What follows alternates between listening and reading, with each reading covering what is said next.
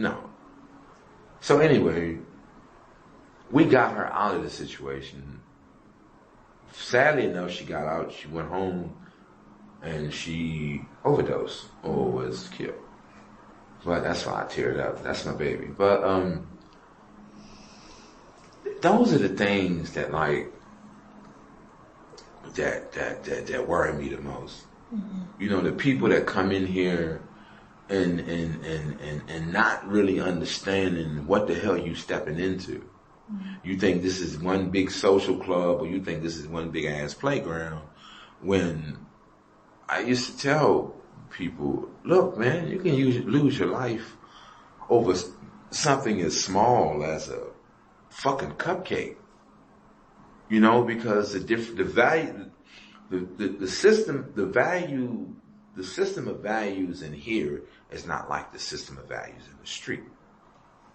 You know, people in here will kill you for a lot less because we don't have a whole lot. In the street, it's not as much. They don't really care. But yeah, that's it. Mm-hmm. What do you see in here that encourages you or inspires you? People who like, I like young dudes who like, they got a good mind. Cause when I was younger, I was very articulate. I was older than what I was supposed to be. I think my sister used to always say I was before my time. Never really understood what the hell that meant, but that's what she used to say. So when I see young dudes who got ambition and who got some drive, I always encourage them I always try to nurture that in them, because I had older dudes who did the same for me, and although it went out one ear and out the other, I still held on to some things. That's the only reason I'm able to survive prison the way I survived. You know what I'm saying? Because, I mean, no, that's the only reason I survived. Mm-hmm. You know, but what touches me the most is when I got a cellie, and he's 30. He got 2 life sentences. Here's a funny story. When I was here one time before, he was a gang member, considered what I call a homophobe. Mm-hmm. He liked robbing the girls or whatever and doing. He never fucked with me, but that was his get down. Years later, we meet back up here. Now we're together. And the reason I told the story is because though he's young, ex-gang member, I talked him to get off the STG list. He's off the STG list. He's a reader.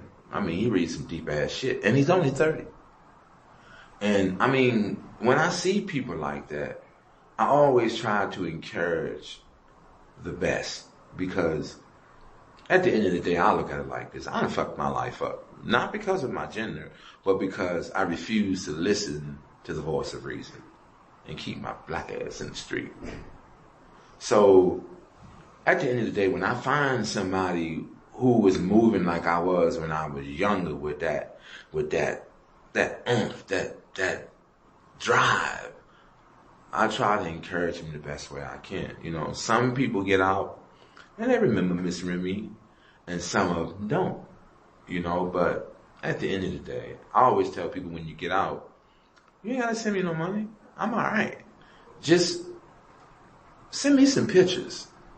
Because if I do or so happen to die in here, I would have felt like anybody's life that I touched to go out and become successful, then my life, or all this time that I've spent in the system, has not been in vain. I've always thought that way.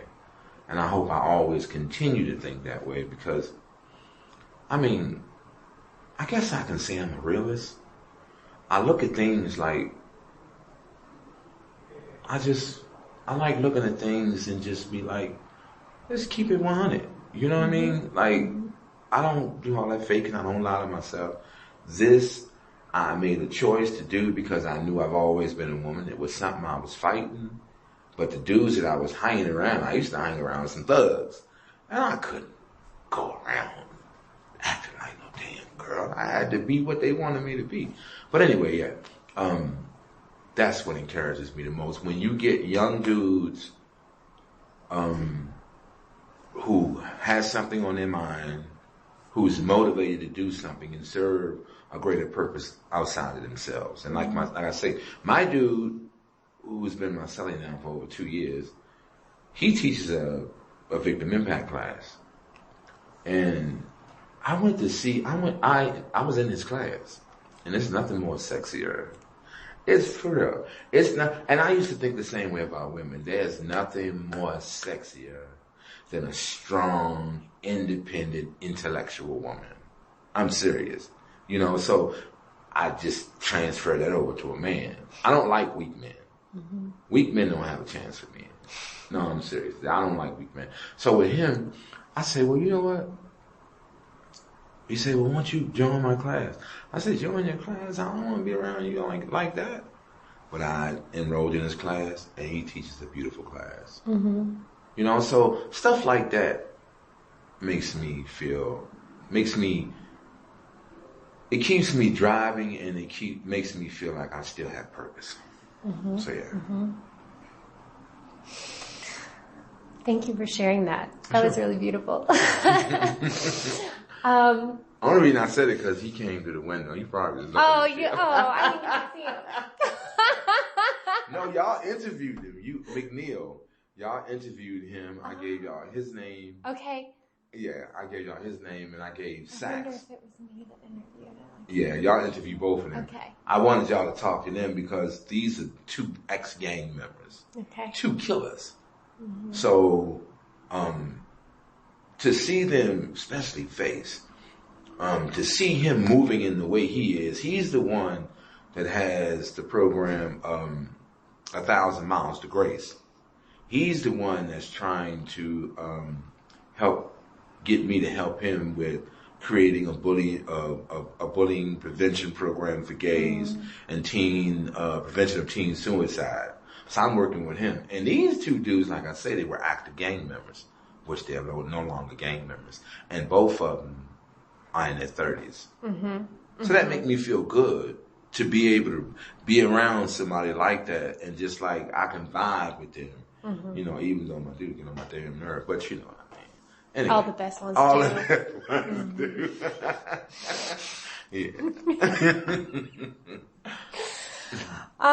So can you tell me a little bit about how prison has affected you? Like, you've been here a long time, but when you think about your health, your mental health, your family, like, what are the impacts of being here?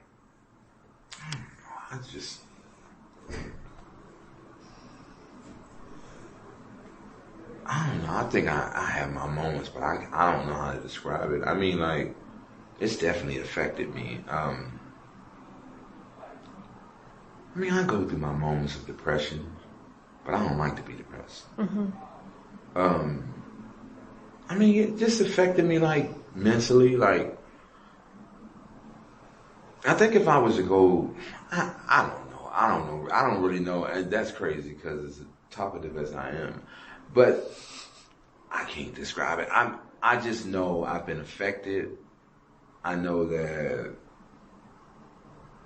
how I look at things is different from the time that I spent. But the good thing about me is, I guess this is a positive thing. I guess you can use this as an answer.